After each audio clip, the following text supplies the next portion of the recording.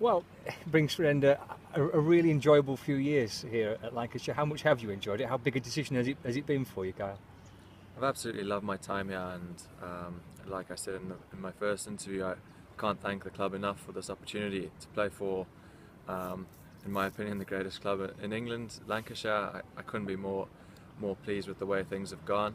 Unfortunately, it's been cut short due to a few circumstances, but I've absolutely loved my time.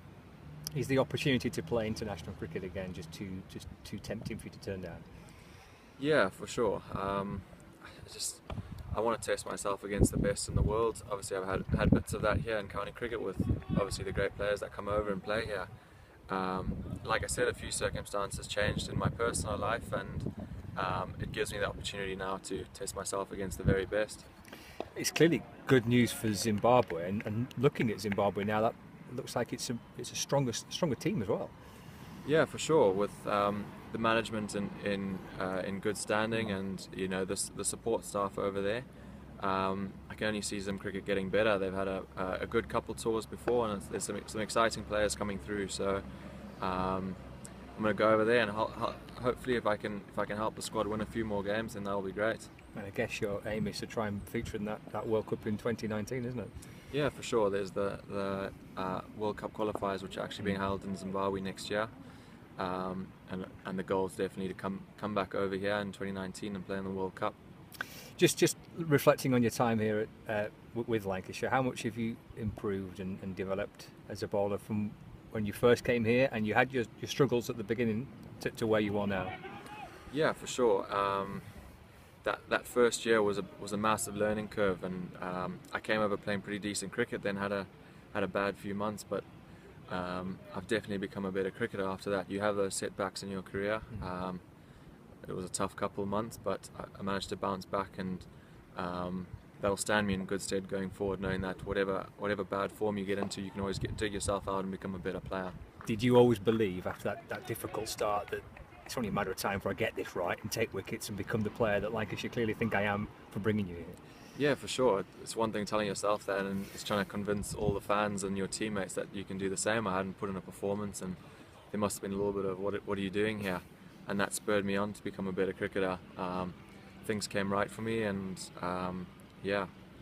went from there. And to have picked up 50 wickets in successive seasons as you have done, and you've been in the wickets again this year. I mean, that's a really proud thing, I guess, for you, isn't it?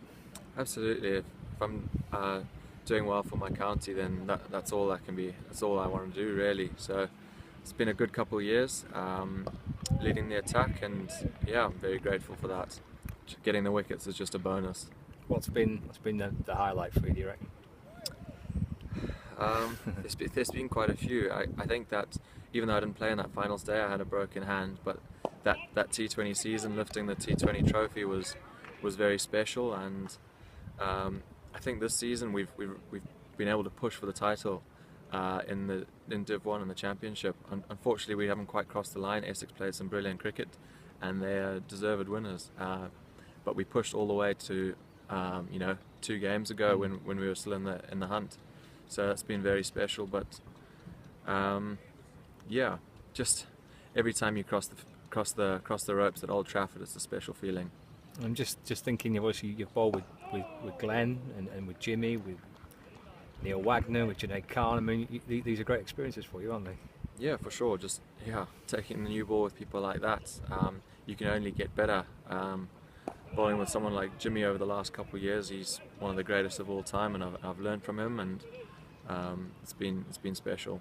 What do you leave in this dressing room? I mean, the team's done well in 4-day cricket this year, struggled in the white ball setup, but in terms of what you leave, the quality that's in there, is the future good, do you think?